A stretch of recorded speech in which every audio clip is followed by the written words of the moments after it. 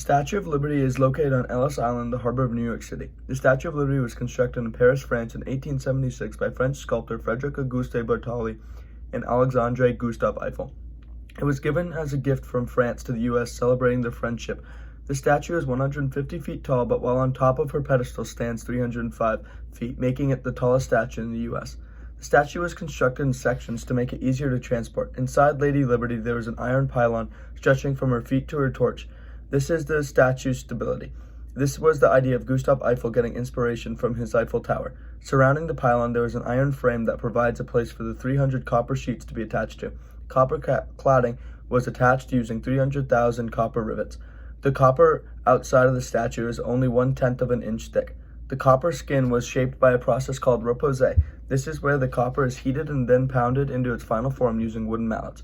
The statue was erected in Paris, France, and by French iron and copper workers using scaffolding before it was dismantled and sent to the United States. This is it being assembled. You can see everything. Meanwhile, in America, Richard Morris Hunt had been building the statue's 154-foot pedestal on Liberty Island. The pedestal was made from concrete slabs, meaning it would have been constructed by concrete workers. This was the largest concrete pour to date. Inside of the concrete structure, there are 4 large steel beams that give the concrete support. There is also one beam that protrudes out of the top of the pedestal. This beam allowed for the structure to be joined to the pedestal, making it one monolithic structure. This would have been very labor-intensive work due to the location being on a small island and the concrete mix having to be brought up to great heights. The construction of the pedestal took a total of 3 years.